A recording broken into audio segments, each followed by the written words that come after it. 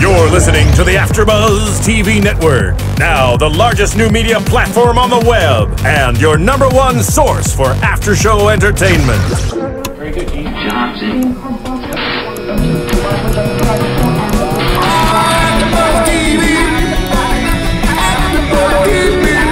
From the AFTERBUZZ Studios in Los Angeles, California, presented by Maria Menounos and streaming live thanks to Akamai Technologies, this is AFTERBUZZ TV's Saturday Night Live After Show. We'll break down tonight's episode and get you all the latest news and gossip. And now, another post-game wrap-up show for your favorite TV show. It's AFTERBUZZ TV's SNL After Show. Probably one of the greatest performances I've seen on SNL, just gonna say, with Lamar Kendricks in the studio, or in the SNL studio with Imagine Dragons, host Melissa McCarthy. And guys, this is the AFTERBUZZ After Show. I'm your host, Roya Taheri, and of course joining with me is Keetin. Hello everybody, it's good to be back. And we have a very special guest, comedian Roy Wood Jr. Don't talk right now. I'm listening to this. Getting into it? Sorry. This was yo, man, Kendrick Lamar, dude, that dude. I don't want to get into the whole Macklemore, Kendrick, who should have won an album trophy, but like that performance on SNL and the Grammys, the dude's the truth, man. I'm really glad he came out because I missed the Grammys. Unfortunately, I didn't DVR it, and so I didn't get to see this performance. And I know there's a thing called YouTube, and I could look it up, but I haven't gotten the chance to. But I was really glad I got to see it. Much more subdued on SNL, just because it's a smaller stage and just a more intimate setting. But at the Grammys, yo, he's running, jumping, he's covered in paint. I thought it was blood. He's bleeding, but he's still rapping. Kendrick is dying, gonna die. Oh my God. Yeah, he's a good artist. But yeah, thank you guys so much for having me. This is nice, man. This is a nice setup. Y'all got glass and lights and coffee. I had a coffee mug. I appreciate this. Thank you for having me. Thanks for amazing. joining. Yes, thank you so much for joining us. So, what did you think of this SNL episode? I thought it was funny. I've been finding myself laughing out loud a little bit more at SNL. Yeah. And I don't know if it has anything to do with them kind of changing over, you know, and adding new writers and adding Mrs. Ameda, but it's... well, first of all, Melissa McCarthy is a beast. And the episode, I think it was Drake the week before. I think he hosted it the week before, or 2 weeks prior. I saw that one. That was hilarious too, man. It was just, it was funny to me. Yeah, I mean, you didn't miss much with Jonah Hill. There was, No, I saw the Jonah Hill episode. I saw that. Okay. Yeah, I mean, the only thing was when Leo showed up, but yeah, that was the start of the highlight of it. But compared to Drake, I definitely thought that this was a really interesting episode. Well, part of what I enjoy with SNL, and I think part of the challenge that they have over there that a lot of other sketch shows, like if you look at most of the sketch shows that are heralded, you know, they're on cable. You know, you're going Key and Peele or Inside Amy or Kroll's Show and stuff like that. Cable is just more creative leeway and more freedom, and there's just something as far as the component of the material that you're using that you can do. You can just do a couple of more different things. Whereas on SNL, I think they have to exist in a more strict set of parameters. So if you make me laugh and this is all you had to work with, whereas on cable, they have all of this to work with. I just think it's something tougher to do, so the laugh is more earned. yeah, I felt like I was watching some of your stand-ups earlier today, and like when you were on like David Letterman, or I mean David Letterman versus Chelsea Lately is very, very different. Go watch my Conan set and tell me how many of those jokes would have made it on Letterman. Just not gonna happen. It's just cable. It's just a different medium, and it's just different stuff. But yeah, it's cool, man. Yeah, it's a really interesting point. What did you think of Keetin? Oh, overall? goodness. Okay, I enjoyed Melissa McCarthy. I think she knocked every single one of her characters out of the park. I mean, she is a beast. Like, she can take any character, and I thought she almost stole all the laughs in every single sketch that she was in, which is funny, good for her, but I think with an SNL type show, it's all about the support, and, you know, especially when you're the host, you need to be that supporting kind of character, so you make everybody else shine too. I think so, and I think I don't know. It wasn't my favorite episode, but I did enjoy it, and I have, like you said, been finding myself laughing out loud a lot more this season than I have in the past years with SNL. So I think they're going in the right direction. Yeah.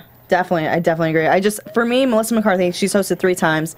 This was probably my least favorite out of the 3 she's hosted. For the season, it's still a very popular one on my list. The first one, probably the first time she hosted, was my absolute favorite. Yeah, it's just when you look at just someone that's such a large comedic presence in terms of just their aura, it's almost hard for her to not be noticed in the scene or to play the background. So if she's in the scene, she's already 80% of the way to stealing it from anyone else that's playing alongside her. I mean, you look at Bridesmaids. Bridesmaids, she was just this small supporting character. But every frickin' scene that she was in, I remember her. I don't remember anybody else. Yeah. And I mean, she's up against Maya Rudolph, and like all Kristen those, Wiig. Kristen Wiig, all those other great female comedians.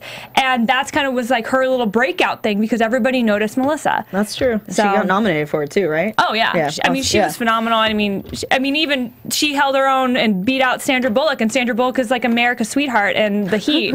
Every single scene, it was Melissa McCarthy. That's all the only one you're looking at. But so what made me laugh about The Heat, though, was that Sandra Bullock, like, that was the first time I saw her in a comedy where she was kind of more the straight guy and not kind of the goofy, mess up, goofball, I'm so silly. Like, what was the one with Ryan Reynolds where the bird tried to eat the dog? The proposal. Yeah, there you go. Yeah. So Tried to eat that's the one part I remember. The bird tried to eat the dog. So yeah, it was. I thought it was a great episode, all in all. I know I laughed. I think I laughed hardest at the sketch where McCarthy played like a weird psychopath, and she's sitting around with the other wives, and they're like having like and they're sharing vision Women's boards. group. Yeah, I don't want to jump what we plan to talk about today, but I just remember that one being that. For sure, that was a definitely creative one. I enjoyed that one. I have a lot of notes for that. It was so funny that I was sitting there watching. I was like, "This could be a recurring. Like, this is something." If had one of the regular cast members done that, that would have been a sketch. Like it's like old school Tracy Morgan, Astronaut Jones. That's I want to see that again and again. That would have been a good. So because you've written a lot of stuff before, like in this situation, what do you think the writers should have done? Do you think they should have maybe made the host a non-main character on that sketch and had a reoccurring character?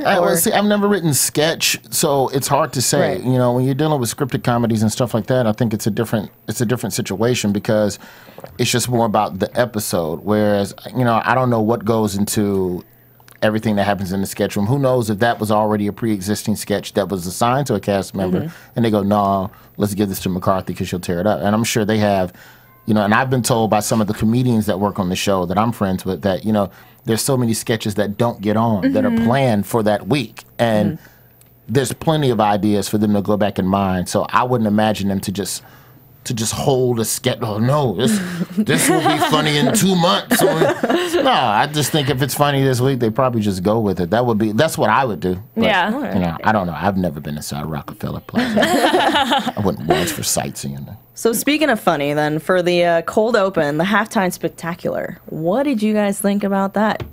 Where they had the halftime show be a Broadway show because apparently Bruno Mars and Red Hot Chili Peppers would not have been able to make it. Well, so Bobby Moynihan was Jimmy Johnson, Jay Farrow was Michael Strahan, and Beck Bennett was Howie Long, if you guys didn't catch who they were. The only reason I knew who they were is because I looked over at my boyfriend and I go, who are these people? No, but I knew Michael Strahan, obviously, from Live with Kelly and Michael, and Jay Farrow just does, I mean, his Michael Strahan is just so over the top, but I love it. I don't know. It's so good. I just. It's not the gap. It's the hit. And I'm just as a guy that's just vacuums up sports highlights every day. I've seen Michael Strahan for years, and like the SNL guys when they're doing these impersonations, it's not the voice and all this bigger stuff. It's the little nuanced stuff. And like he just and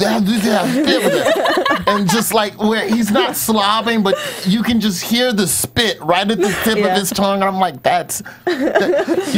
I'm from Alabama. Down south we call it juice mouth. Like Strahan has juice mouth, and Farrow did a good job of just capturing the essence of just juice mouth. But not with it being too Shannon Sharp, who's also kind of a black guy with a different specific speech pattern, if you will, that's similar to Strahan but different, and it made me laugh. I'm not a big fan of musicals, so yeah, I didn't really feel. I'm not a big fan of musicals as a whole. So when you start, like, when people are singing on Broadway and dancing, I'm just like, Yeah. what is this? But then they had, like, the knife fight near the end where they were both on wires to start the show, and that made me laugh. Oh, yeah. Once it turned into, like, Crouching Tiger, Hidden Dragon, where they're both floating. Was it Bobby? Yeah, Bobby. Yeah, so it was Bobby versus McCarthy, and they're like both on, and they're literally floating. They're literally punching each other and doing like the backflip. That made me laugh. But as far as the whole musical part of it, it's just not something I identify with because it's not what you're parodying. I'm not even a fan. I even identify. I love musicals. I really do. But I did not think they did a funny. I wasn't laughing. The funniest thing about it was I was like, oh my God, Taron looks like Ron Burgundy, but he's really supposed to be Peyton Manning. Like, that was the only thing that kind of made me giggle. But other than that whole and then the only other thing was whenever they'd shoot back to Jay Farrow and his reaction shots to it. It was those little like facial expressions where I'm like, I've seen Michael Strahan do that facial expression. But yeah, I actually gave that whole little sketch like a D. It just didn't sit with me, and I was so excited when the monologue came along, like you said, because I don't think that was a good way to open. I like that they had Melissa McCarthy in the opening, the cold open. I liked how they did that, and like brought her in, and she did her dancing versus having to do it in the monologue, which she tends to do. Thought that was great. But yeah, I didn't write any notes down. That's how bored I was with it. Really? Even the cold open where she played like the politician that was always caught on camera? That's a different sketch. Okay, Yeah. No, I like that one. Yeah, that for sure. was funny. No, but just the whole the Super Bowl one.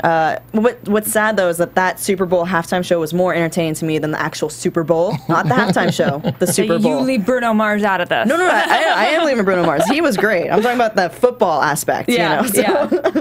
Going back, I would have watched this the halftime show on SNL one more time. So let's just jump right into her opening monologue then.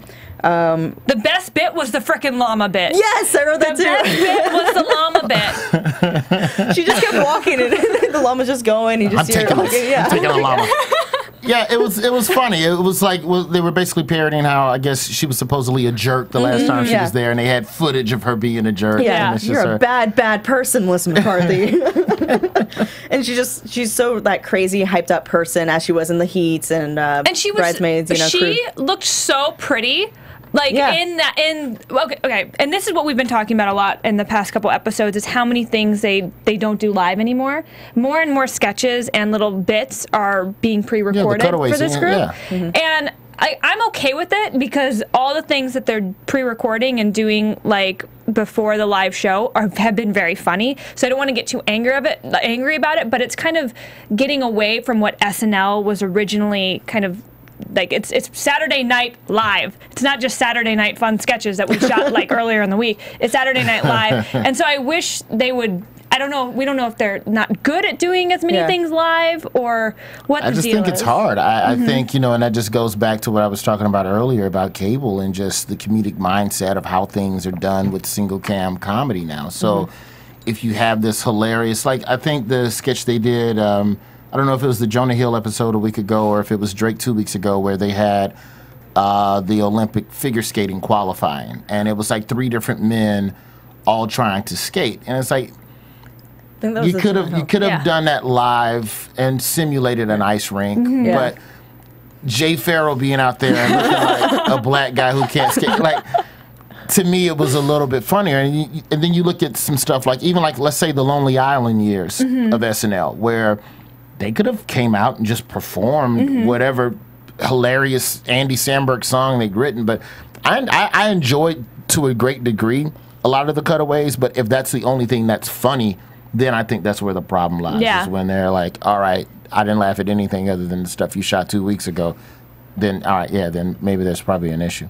But my thing is with the Lonely Island, at least that was one video. Unlike in the new seasons of SNL, they just keep throwing a lot of videos into it. Like in this one, they had 2, I believe. They had 2. The slavery. Yeah, that one, and then they had the one at the very end with Kyle Mooney's, yeah. Oh, his like man on the street, which was hilarious, by the way. We'll get into those in a little bit, but so real quick, just with the opening monologue with Melissa McCarthy, what I found really interesting was that she has nothing she's really promoting. You did not see anything throughout trailer-wise for any of her movies. She does have Tammy coming up, but she's not promoting that yet. So it was kind of cool to see them just have fun with the opening monologue, where they're fighting each other. She probably was just like, "Hey guys, I've never done wire work. Let's do it."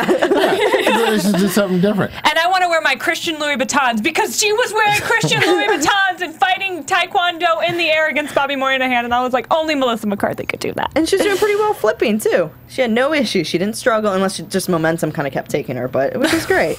You know. So the next sketch, the video sketch, Valentine's Day.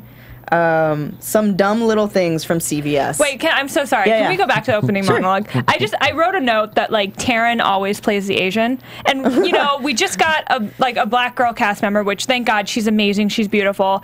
But where are the Asian cast members, guys? Come on. Come on. There's so many freaking cast members on SNL right now. Why can't we have one Asian? I don't know. That's a good question. I don't know. I just want to throw that out to you, Lauren. Eventually, it's just going to be the SNL must cast one member of every race, and then I have 47 cast members. I know. The opening credits to SNL will take 20 minutes. It'll be like It's a Small World after all, really. Okay, I'm sorry. I just had to, because I was like, why is Taryn always Asian guy? And then I was like, wait, because there's no Asian guy. I just wrote that note down, and I want to throw it out there. Good observation. Good. CVS Valentine's. CVS Valentine's. Which I was gonna buy a little Teenage Mutant Ninja Turtle. I can't speak Valentine because I thought that was really cool, but I didn't do it. Anyways, so Cecily's voice was really sexy in this. The voiceover. That was her voice. That was her voice. And if I'm wrong, correct me, because I know you will. So go for it. It was funny because as a guy, I can appreciate that because that's exactly what we do as men. At least you're honest about it. You go to a pharmacy. We used to block when I used to do radio back in Birmingham. We would do live remotes on Valentine's Day from the grocery store and just give out roses to men to give to their. If you forgot to get us something, come. It would be cars lined. Oh my gosh. Because that's what men do. Because already Valentine's, I already think Valentine's is a stupid holiday. I'd argue that 85% of men think Valentine's is a useless holiday, and that the other 15% just won't say it because their woman was with them when they were surveyed. But yeah, that sketch is very true. To me, the best comedy is truth, and that's what it is. It's some dumb thing from CVS. It's Valentine's. I love you, baby. Look. Ninja Turtle candy. I feel like it was so true that they probably really didn't write much when they showed up at the CVS to shoot that day, and literally just were like picked out the random things that were actually there and just went with it. And I think that's probably what made it so funny, was that there was just no prerequisite to what they were gonna find. They just went there and it was hilarious. They're like, and it's in aisle 8, the first half of aisle 8, because if you go any farther, that's dog food. It goes back, scans back. I loved 80s line of, you have hurt me today. Be mine. So what did you guys, on a grading level, what would you give this, Roy? Like A, B, C, D, F. That sketch? Yeah. Or the show's that sketch? Just that sketch. That was an A. Yeah? That was an A to me. I mean, that was funny, man. That hit all the beats, dude. Yeah. I gave it a B+. I gave it a B+ too. Just because it's that video thing. Well, it's because you're chicks and you want stuff for Valentine's. As a man, I want something to bash Roy, the where was our gifts? You said you've seen these shows before. Where were our gifts? Well, see, I love Valentine's Day because my birthday is the day before, and so it's like my boyfriend calls it Armageddon. It's not a good time of year for him, but for me, it's great. If I'd have found that out first date, that would have been our last date. What day is your birthday? Like, nope. I don't do that with Christmas chicks either. If your birthday's after Thanksgiving and before like Martin Luther King weekend, I can't deal with it. That's too much celebrating. You gotta go Thanksgiving, birthday, Christmas, New Year, then no. That is a lot of family time if you have to spend family with them too. Yeah, we should just see other people. A Capricorn? Nope. I don't even know if that's the right month for that time frame I'm talking about. Aquarius would be one of them. To look out for the Aquariuses. All I care about is Sagittarius because we're the greatest. So the next sketch, which is probably one of my favorites, is the Delaware 1 special report with Shelly A. Kelly. She's a coach turned congressman that's angry, and she just snaps at everybody. And what did you guys think? Again, it's just truth. You're just taking something that actually happened from that congressman who threatened the reporter, and I'll throw you off this balcony or whatever. And you just take that and you just stretch it. Like that was just, it was almost like a continuation. And I loved how they justified having all these different camera angles, how she would take out the news camera, but there was an iPhone. She'd take out the iPhone and there was a surveillance camera. She'd take out the surveillance camera and then she'd shoot all three. Yes.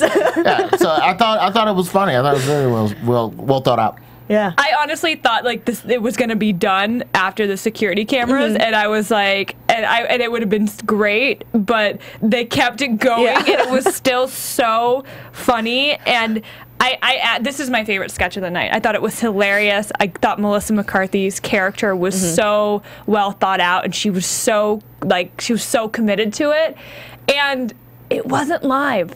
Yeah. It wasn't live, but I still loved it. I was okay that it wasn't live because it was so funny. Have you seen the sketch with her last time when she came on as it was a coach for a basketball team? She was, why am I drawing a blank on her? Shelly A. Kelly was a coach for a basketball team, and she was so aggressive with her coaching that the coaches would have black eye, like her assistants or anything, and she'd just be creeping in there to make sure that they're not saying bad stuff about her. And then the reporter ends up getting like a broken arm too. So it's kind of a very similar to the character. Well, it is the character from before. It's just now she's a congressman. Yeah. But so yeah, I was so happy. This is one of the people that I hoped that they would bring back, and I didn't know how they were going to do it, but they did it, and it was great. And like you said, Michael Grimm was the reason behind it all. So and they were lucky that did happen. And the fact that actually happens in real life with politicians, it just amazes me. I'll throw you off the balcony. Throw you off the. You don't know me. One of the minor details that I loved was the cell phone part when the guy starts running with the phone and you just see him like flip it and like you see him as if you really were the camera. Like, that's a great little detail. It was like that first person POV from like those old Blair Witch movies or like Cloverfield or something. Yeah. Exactly. So I gave that one an A because she's going to live forever, as she said. So I gave it an A. I gave it an A as well. Agreed. Yeah. I loved that sketch. And now, Roy, this is probably one of your other favorite sketches, was a women's group to focus on ourselves and our goals. A. A? A. You're already. Right off the bat, A? Like, that was... Again, it's just stuff that just speaks to me, and I've been around people like that where it's like all of this chipper, peppy, happy, hey guys, we're going to do, and what's your goal? My goal is to be a better woman. My goal is to learn how to cook. What's your goal? My goal is to find the person that killed my father and avenge his death, and I won't stop till their blood rains. Like, everybody's like, whoa! Yeah. It kind of reminded me of like Princess Bride. I don't know. You know, my name is something Montoro. You killed my father. Prepare to die. Like, so I wanted her to steal that line just so badly, just because I thought it would be a nice callback to such a kind of great movie of our childhood. But. And I loved when Adie Bryant, after Melissa says what she's going to do, he goes, "This year I want to learn how to set up my Kindle." Like, exactly. Can I go first? You know, everyone wants to go before her. And the way they made her look was just like, I don't know where you get that wig or who came up with that look, but it was just so disturbingly hilarious. I don't even know if it was real. It was slick back, like gangster style, like Italian hair, or was it like the mullet? I know she had a mullet wig. Thinning though at the same time, so it's almost like it was the grease of her hair. She just used that to comb it back. Yeah, it was good. It was, and then when the laser light, is that a laser light? Yeah. Well, guys, this was great. Like, she just stands up and starts to leave. Do you mind gunfire in your house? But the little box that she brought out, I was like, oh man, I wonder if they're gonna actually show what's in there because it was all bloody and like wet. And she goes, well, it was mostly ears and one penis. So, like, at least we found out. It was funny. It was very funny. Again, SNL doesn't have to show it. Yeah. All they have to do is say it. Exactly. And another body. We had a prediction of how many times she was going to fall in this episode because she likes to do a lot of body stuff like Molly Shannon did. And, I mean, unless you count the flips, I'm pretty high up there. I'm getting close. Just saying. Damn, I never noticed that. You're right. You know what I'm talking about? I know what you're talking about. Okay. Yeah. Are you counting the flips as a body fall? What was my guess? Was it 3? Yeah. No. Mine was 8. No, I'm not counting the flips. She did not fall with the flips. Well, she was falling in the air. Physical. It's, I guess that's 3 a or push. 4 times. So No. I'll give you 1. So what, do we have 2 now? 2, yeah. Yeah, because that sketch ends with her jumping out the window in the living room, Yeah. right? Yeah. I counted. I was nowhere close if it was 8, unless you count the flips. So yeah, you gave it an A. Keatin, what did you give this one? Well, when I first watched it, I gave it a C+, but the more I talk about it, it's kind of like the first time I saw Anchorman. I hated it, but the more you talk about it, it's funnier. I'm going to give it a B. Yeah? I like didn't you say just a B+ a second ago? No, I said I originally C. gave it a C+. Oh. But I'm going to give it a B. It's gone up for me. You guys... Mine you was guys a B+, and then I moved it up to an A, so talking about it, I really enjoyed it. So maybe it's Roy because he's here, but maybe you guys convince me on this next one. Guess that phrase, because I gave it a low rating. So let's see what you guys thought about it. With the host was Trink Finley, played by Beck Bennett, and then there's Kathleen, who's played by Melissa McCarthy, Terrence, who's played by Keenan, Rebecca, who's played by Vanessa, and Vanessa teaches her dogs to dance, and Keenan, I didn't catch what it was, an all-male Little House on the Prairie. Yeah, was the cast. all-male little... And he... Oh, who did he say he played? I don't know. I love Keenan. Yeah. You know I love Keenan. He was good at it. So, and then McCarthy was an unemployed person who lives in the UCLA Medical Center. So that's who those characters were. She kept saying something about mashed potatoes, right? Yeah, pass the mash. You want to pass the mash with me? Yeah. And he says, how do you pass it? Any way you want and any way needed. So that's what she said. So she was just dimwit contestant that just kept giving asinine answers to For a questions. vacuum cleaner. Yeah. She wanted to win a vacuum. The prize Yeah. was like it. Yeah. It's like guessed a phrase, but it was like the most obvious, like it'd be like a 5-letter word. Yeah. And she'd guess past the mash. Yeah. That doesn't fit. Or when she's with Vanessa and she's holding her hand trying to guess the same thing. She's like, it's the same thing. And like, can I have one of your points? One? And she kisses her hand or something. Yeah, I think the strongest thing about this sketch was the character Of Melissa? that Melissa played. That Yeah. was the best thing. That was the only thing that held the sketch together, was how funny she was. Yeah, I give it a B. It didn't make me laugh as hard as some of the other stuff. But it was still weird to see. And this is where, like, Keenan, like, you know, like in sports, they talk about how a player plays off the ball. So, like, in basketball, where one guy's dribbling, what the teammates around him are doing helps set him up to be good. And when they kept cutting away to Keenan didn't really have a lot of lines, if any, in that sketch, if I recall. But she'd say pass the mash, and then it would cut to Keenan real quick.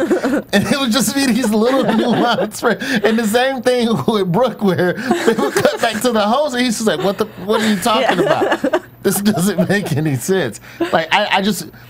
The actor in me appreciates that type of attentiveness in the scene, where it's just like they're not just over here goofing off because it's not my turn to speak, but they're legitimately like listening. Yeah, what are you talking about? I enjoy it. To be able to focus like that and not break when Melissa's doing the outrageous things that she's doing. Who knows how much of that was improv right there at the moment? Oh my goodness. Especially with her experience, she Yeah, definitely she's could such be. a strong I'd improver. break down. I'd get fired. Yeah. That's why I don't do sketch. So what did you guys think of Beck Bennett being the host? Because normally it's Keenan who plays the host. He could have easily played that host, don't you think? They that could have switched it, yeah. So do you think Beck could potentially be a good starter as a game host? For like the other game sketches? show sketches or whatever. I like it when they mix it up. I don't Yeah. think you have to keep it to one guy. Okay, so Anyway, I mean, it's fine. Bill Hader used to be the main host guy, like what's the couple one they always do with when Timberlake's on? I don't think Keenan hosts that one either, where it's like it's two people. Like when the Timberlake, Family Feud? No, it wasn't Family Feud, but they've got it's Timberlake and another guy. Oh, They've got Jimmy the goatee Fallon. and and they're the singing. Gary Rosh, no, the... I have the song stuck in my head. Madonna was on it this time. Oh, Barry Rosh. Yeah, I can't. I'm sorry to just put a no, pothole in the middle of the show. But yeah, Gibson, right? Something Gibson? It's one of those sketches where all I know is that it always involves Timberlake singing and saying what he's gonna do to a girl, and maybe Sandberg's in it. I don't know, but I just know that they've never had that one host over and over and over again. Okay. To play all the sketches. I thought it worked. To answer the question in short, which is what I should have done in the first damn place, I thought it worked swapping out. Okay. And having fair. Keenan as a contestant. What'd you guys rate it? C+. I'm B. I'd B-. Oh, interesting. Okay. Kathleen was hilarious. Yeah, I love definitely. Amazing Kathleen. She was great. Melissa McCarthy can never go wrong. So then the next video short was Black History Month. When I say slavery, you say sorry. Oh God. That's a perfect example of what I was talking about stuff you could get away with on cable versus, like, they could have done that live, or they could have done that the way they did it. I think you almost have to do that as a cutaway, just because there's just so many more tricks comedically that you could use to really sell that and really sell the turns of that, because I never saw it coming. And that's always the thing with those songs. And I know the one they did with Mrs. Ameda, when they did the New Year sketch with Drake, and everybody was singing about Happy New Year. Like, I always know with an SNL song, with a sing-songy sketch, more than likely there's going to be a turn at some point. So I'm sitting there like, what's going to happen? They're like, oh, Black History Month, February 2nd, we're on this. February 2 through 28, slavery. And I guess as a black dude, I started howling. And of course, Monday morning, this was up and down my news feed and Twitter. I mean, all of my black, it was black approved. Let me just say that. So I don't know if any white guilt kept other people in the country from laughing at it, but that was funny. I thought that having because I think you're right. Whenever you're touching on something like this, you're like, oh, is it okay for me to laugh? Whatever. But I thought the fact that they had Bobby stand up at one point and then Kate McKinnon was I thought that was such like a great way to give like everybody can laugh right now. It's okay. Like, this is supposed to be funny. Like we're looking lightheartedly at kind of the situation right here. Not slavery, but the sketch. Well, yeah. I think the sketch as a whole is just talking about the whole black mindset of what it's like to be black in America now during Black History Month, and what you're supposed to be taught and talked. And growing up in the South, that's all we talked about was slavery. It was just, slavery happened, and here's the people who escaped slavery and learned how to do cool stuff that got black people going forward. But everything else was slavery, and it was horrible. So it just, I don't know, it struck a note with me instantaneously. As soon as they were like, something, put your hands up. Come on, put your hands up. Keep your hands up if you own one of us. Yeah. Like that I know I'm butchering the lyrics, but that's basically it. And the whole class like, no, we didn't own you. Sorry. It was. I think it was well funny. Done. It was definitely well done. And again, I think it's so funny how I think Jay Farrow could literally come out with an album after this season of SNL, because he has a new kind of sing or like song or rap or something each episode now, and I think he's great. And he had what's the new girl's name? I can't remember. Zameda. So yeah, she's so good as that like girl that's in the music video. I mean, and they just tweak her a little bit in each one, and she just owns it. I love her. The one that Jay Farrow did with Kerry Washington, "What Does My Girl Say?" When he parodied "What Does the Fox Say?" So funny. I downloaded it. Yeah. I don't even know if it's for sale. I'm not ashamed. But I found it. Yeah. So I don't know if it's a legit copy or not, but I got it. What does my girl say? That was a great one. Farrow's good, man. Yeah, he's definitely, I'm excited every time I see him. I'm like, oh, that's going to be a good video. That's going to be a good music video. I feel like they're really letting him, because I felt like he was being suppressed since he's been on SNL. Like, they haven't really let him do more than just his imitations. But now that they're letting him kind of take these on these other characters, do these song bits, I wonder how much he's into the writing, in the writing room with them. It's hilarious, and he's great. And I'm really happy with how awesome Jay Farrow is getting. Yeah, I'm stoked that he's like, what they're letting him, which I wonder if it's politics because of all the old cast members that were there and weren't letting him do it. Maybe, I don't know. Yeah, I mean, at some point you graduate up and you get a little bit more creative control over what you do on the show. So next thing is the performance by Imagine Dragons, and I wrote epic, hell yeah, because I've never seen their Grammys performance. So I was just like, the whole Lamar Kendrick scene when he was there and the pounding of the drum was like, oh my goodness, the whole time. You got to go back and see their Grammy performance. It's not a knock to what they did on SNL. It's just two different venues, so it's two different styles of performing the same song. But It's a great song. I mean, they are so good. That's one thing that I've noticed about Imagine Dragons. I saw them. I went to a Jimmy Kimmel taping before they were really big that they were on, and they're just so good live. And their energy to not only be able to hold the attention of a huge crowd when you're in a room with them and like have that stage presence, but to do it when you're in a small venue on a television screen, like SNL. I mean, that takes a lot, and not very many singers can do it by just being up there and singing your song. But man, they did. They were awesome, and bringing Kendrick in was a great idea.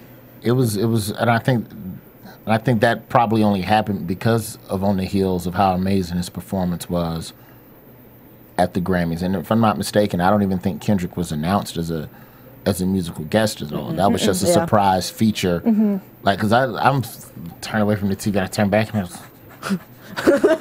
Kendrick! And like black people, like we all go to Twitter immediately. Like black Twitter is like on Kendrick watch at all times. Kendrick is on! Turn NBC! Kendrick is on! So it was great. I at the beginning, I was like, who is that? Because he had that hood up. Yeah. And I really couldn't tell who it was. And I was like, wait, who is that? Who is that? My boyfriend and I both are throwing out names. Who could that be? Oh, God, it's Kendrick Lamar. I've been calling him Lamar Kendrick, I think. Wow. Anyways. But yeah, great performance. Weekend update. The last time we will hear Seth Meyers' name being announced as the host, or I mean as the host, right? Anchor is a better word, I guess. Yeah, anchor.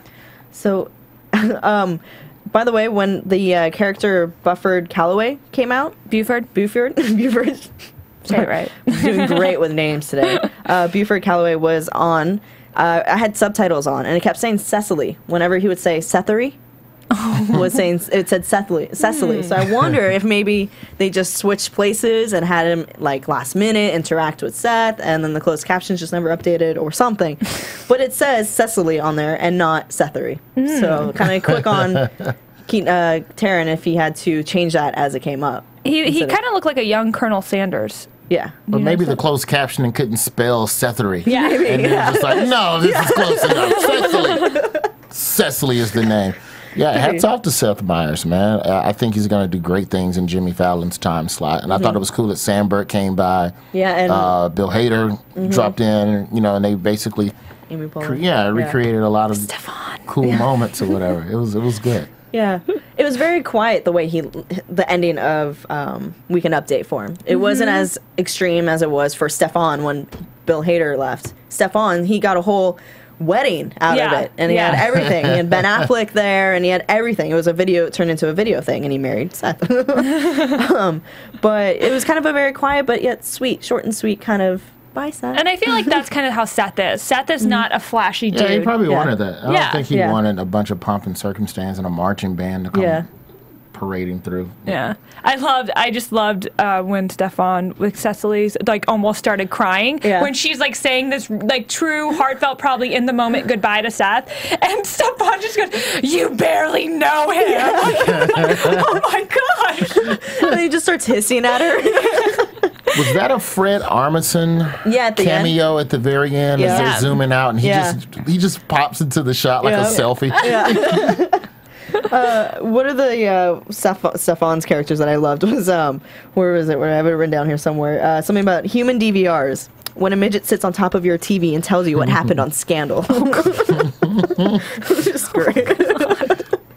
I had to write that down. I had to say it was an awesome one. Joke, right? It really is, but it was just too funny. But it was really emotional. Cecily was getting all teary-eyed for saying bye, and then at the end, she was really sad. Yeah, you told me to get tissues. I was really emotional. I was tired and awkward. I think I would have teared up a little bit, but like I was getting ready to be upset. And like when you go into a movie and you're like, and all your friends are like, "You're gonna cry, you're gonna cry," and I was like, "Okay, I'm gonna cry during this thing. I better be prepared. Here it comes." And I was like, "Okay, not as like I think you kind of ruined it for me a little bit, Roya, so sorry. Thanks for ruining Seth's departure for me. I am so sorry that I was really excited for it. That I told you. I still gave it an A. What other characters have you, or what other cast members have you cried over when they left?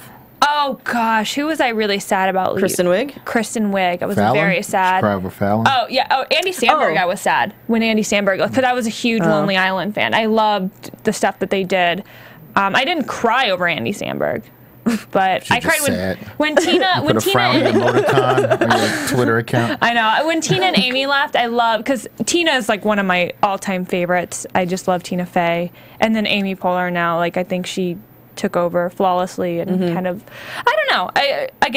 I love that the girl comedy is kind of getting more recognized. So Yeah. I like the girls. Well, replacing I like Seth. the girls. Do you recall who's replacing Seth? It was Colin Jost.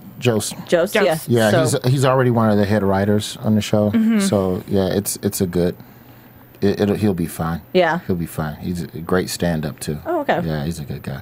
it'll be interesting to see if they. Do you think they're probably not going to introduce him like big ol' crazy like, and this is our new anchor? They'll I probably think you be just like, merge "Boop, in here and it just is." let it happen. The same way like the nightly news just has some new dude on sports. They don't introduce his resume and he joins us from. No, that's the dude. So watch him. He'll be funny. Trust us. We've been doing this for almost 30 years. You know, we're SNL. So shut your face. You know, I'm excited. 40 years. I'm excited to see the chemistry that he's going to have with Cecily.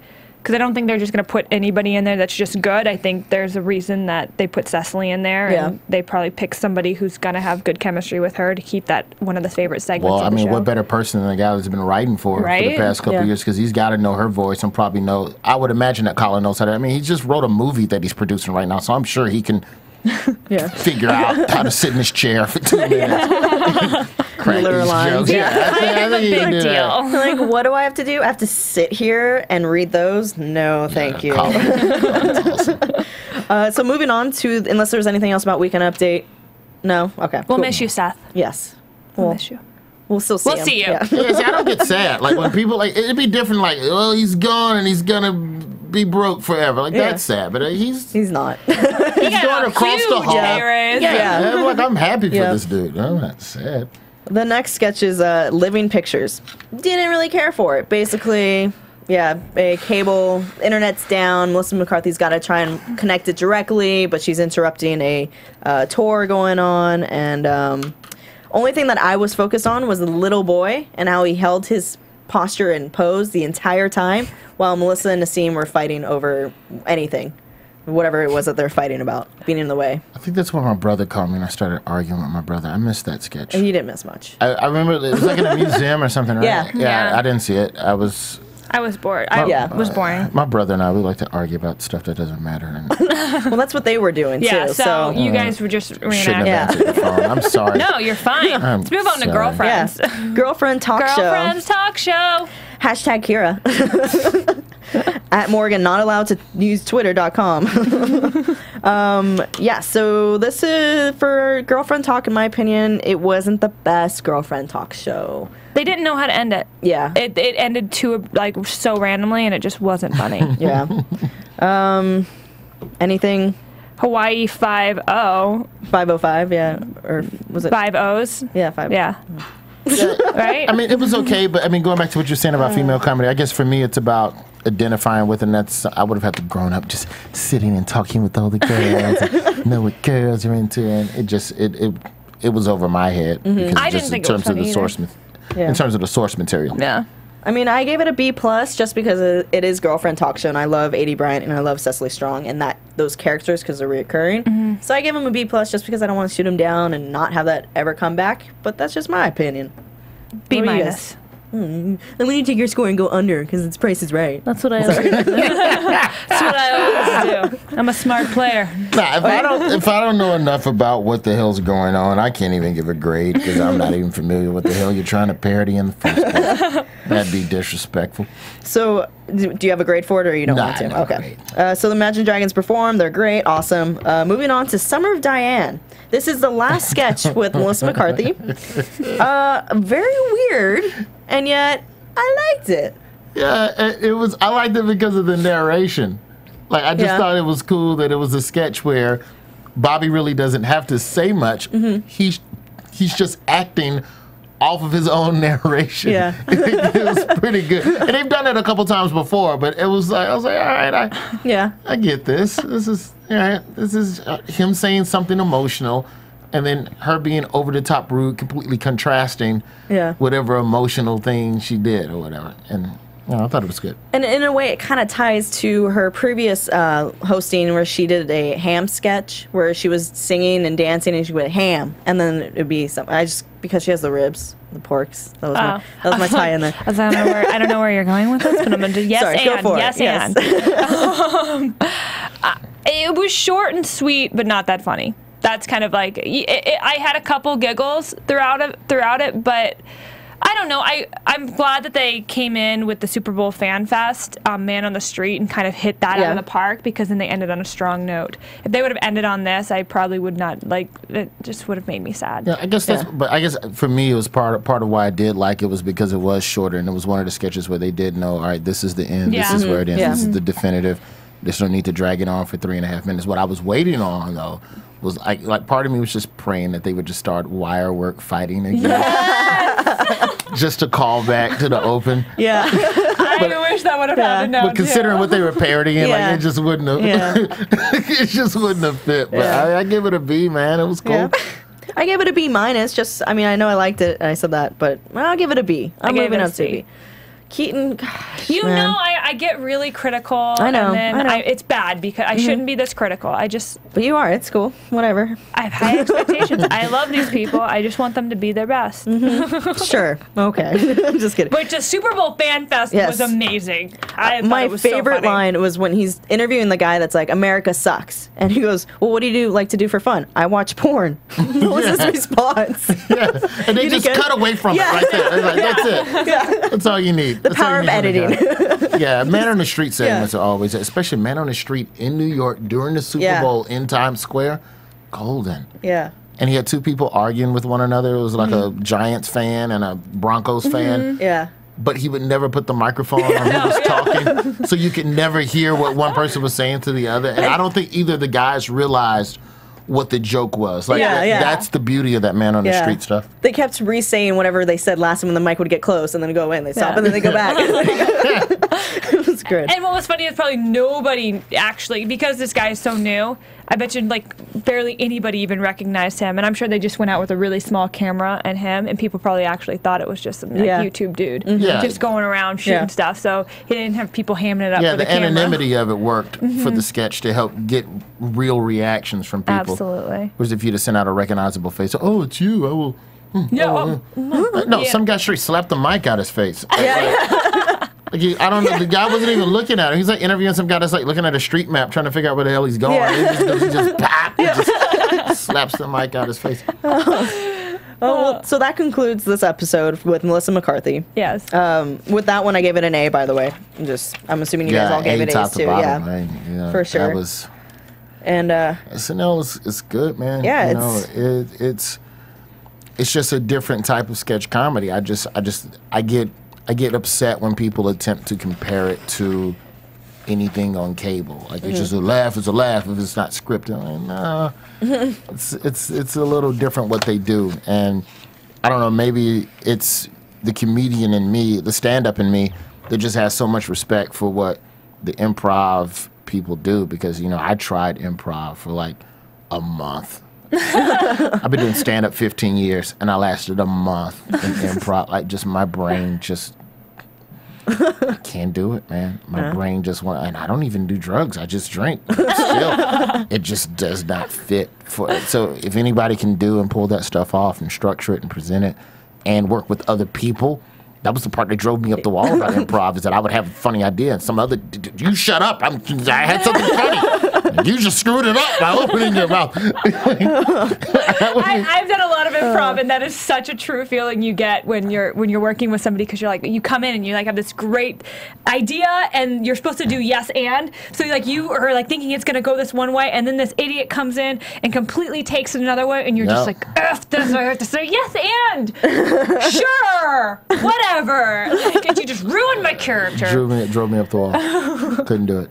Well, speaking of stand-up, you actually are performing at the Comedy Store in the Belly Up Room, or the Belly Room, sorry. Yeah. February 11th, right? Yeah, I'll be there. Also, more importantly, I'll be in Vegas February 19th with Ron White. We're doing a DVD taping for CMT. I'll be on country music television. But it's a salute to the troops that Ron does every year, and he gets some of the best and brightest comics. It'll be myself, Kathleen Madigan, Gabriel Iglesias, Josh Blue, Geechee Guy. It's going to be a huge show, and all of the money benefits the armed forces, and so that's I'm really excited about that. No disrespect to the Comedy Store Belly Room. For sure. Hey. But I want to be in Vegas with Ron White drinking $200 scotch. Where in Vegas is it going to be? It's going to be at the Mirage Casino. Oh, sweet. So that'll be good times, and I'll go lose my money playing poker. Like I always donating. do. But that's all it is. for the troops. I'm playing poker for the troops. You know, I'll raise you. And then anything, like, what else was going on? The only other thing that I have going on right now, Sullivan and Son, Season 3, we get back into production in March. Season 3 will premiere at some point in June on TBS. It's been cool to be a part of it. We already had our first set of writers meetings, so myself and all the other cast members, we went in. Vince Vaughn, who's one of the executive producers, and Peter Billingsley, like, they're right there, hands-on. That's awesome. And we're already bouncing around ideas and scripts, so 13 episodes of Funny coming this summer. Yeah. That's exciting. That's what I do. In the meantime, I just write jokes, perform them, and play PlayStation. Nice. Not a bad life. Like a God-loving American I am. What are your favorite PlayStation games? Right now, I'm a Call of Duty guy and Grand Theft Auto. I don't play Call of Duty online anymore, though, because I'm tired of getting murdered by, like, these 7-year-olds. You knew. Yeah, I'm not a noob. I have a job, you ass. You're playing against some 9-year-old who has no life and no girlfriend, and I go, that's what I do when I log off. He's like, I killed you. The kill-death ratio. Yeah. You died 48 times. We only killed 3 people. I go, that's because I was with a woman. What were you doing last day? Yeah, and he starts crying. I block him. Oh, God. That's what I do. I report 9-year-olds as spam. I don't care. Block your account. So, and half these idiots online, whatever their username is online, it's the same on Twitter and Instagram and Facebook. You think I can't find you? You're hunting them down? You want to scare the hell out of somebody online? Play a video game online against them, and just while you're playing, Google their username, and I've pulled people up. And while I'm playing, and like, we just like, I just shot you. I'm like, I will come to Lansing, Michigan, where you are. I mean, how do you know where I am? I know everything about you, Daryl. Oh my God. Is this Fred? If so, tell me. If this is Fred, tell me, for real. I need to know, bro, because this is freaking me out. People put their whole lives online and they get surprised when someone finds them. That is a true story. I've done that. That would be an amazing sketch YouTube video. I have no idea how to shoot it. Oh my gosh, you need to do that. Like that is because you're known for your prank calls. Yeah, I've done that. That is like the kind of a similar realm as the prank calls, but it's like pranking like video games. Yeah, it's like online pranking, just pranking people online. There's the funniest stuff I've seen online as far as video game pranking are the guys, it's called trolling, where you go inside a video game world and you do the complete opposite of whatever the objective is of that particular mission. So you're just a guy that's just a screw up, and like everyone hates you. Like probably one of the best trolls was the World of Warcraft, and there was a character named Leroy Jenkins, and like in World of Warcraft, you're supposed to all team together to fight the warlock evil, whatever the hell. And one guy just runs into the cave. Did he just go in? Yeah. Did he just go in? Yeah. Did he just go in? Go. Leroy Jenkins! And he just goes in. It's hilarious. I've seen stuff on Call of Duty and what's the other one? I can't think of the name. Battlefield. Mm-hmm. Where a guy is taking C4 explosives, and this is hilarious. He's taking C4 explosives and planting them on his own team's equipment. So when his teammate climbs into the tank, like, yeah, let's go get him. He hits the detonator, boom, and then you just see some guy. And it tells you that your teammate killed you, so you know that your own teammate trolled you. And the shouting matches that, oh my goodness, it's priceless. I got to figure out a way to do that. But yeah, internet intimidation. That's what I'm into. Yeah. When I'm not on set at Sullivan. Intimidation or bullying? I don't know. It's intimidating, but this is hilarious. It's technically not bullying because I haven't made a direct threat to you. Yes. Touche. I've simply just said, I will come to Lansing. Yeah. Lansing, I will come to Lansing and have a hamburger. Yeah. I will come to Lansing sing. I know everything about you, Frank. What have I said? I haven't said anything. I just said I know something about you. I wonder what Donna know. I wonder how Donna feels about you yelling at me. Hey, bro, how do you know my mom? Hey, for real, man. If this is Fred, you need to say something right now, bro. You seriously, I don't know if you've done any of that in your stand-up or anything. That was freaking hilarious, and you should make a video thing about the that. pranks are what I do. You know, all that stuff's on YouTube, but if you just Google Roy prank calls, you get all that stuff. Some of my stand-up is there too. But yeah, that's what I do. I'm gonna do one more prank phone call CD at some point this summer, but I don't really want to put an approximation on a release date because it's very hard now. Yeah. You know, I started doing pranks when I started in radio when I was still living in Alabama. So this is 2001.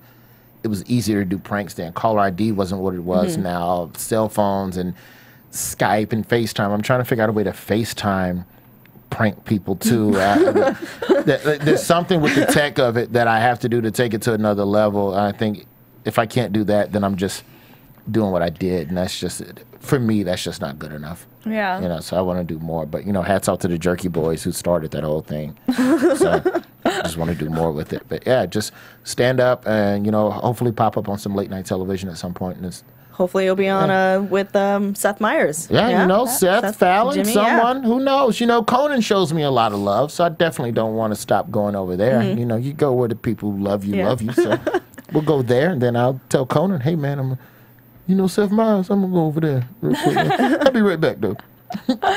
Well, be sure you let us know whenever you're going to be going someplace, so we can let everybody else know that's listening, that check you out. Absolutely. Do you guys we should do a video game show, because I'll do that. Maybe we just do that live as a live feed. Like, just watch us play, because the whole trolling thing is actually how I play without even meaning to. So, I mean, for example, Left 4 Dead, I know this is getting a little bit off topic, but Left 4 Dead, there's a thingy-majig where you gotta run across a bridge, and I totally chainsawed my whole team on accident because I got scared. Anyways, guys. That is a serious game. Yeah. I hate it. We are running out of time right now. So, Roy, where can we find you?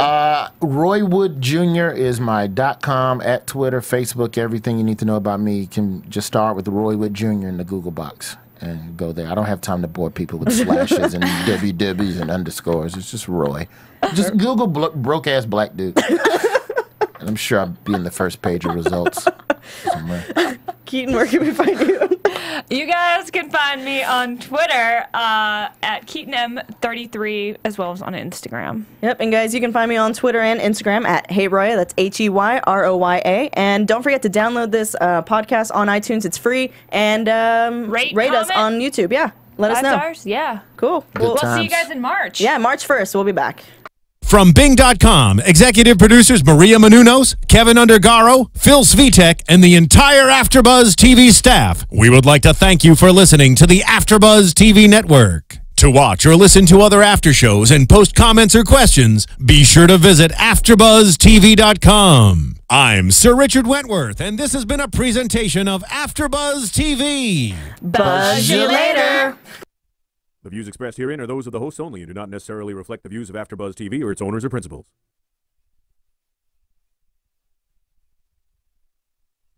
Thank you for watching AfterBuzz TV on YouTube. For more of your favorite after shows and interviews, subscribe to our channel here, and be sure to share your opinion on the episode in the comment section below here. We'd love to see what you guys are buzzing about. Thanks again. Buzz you later.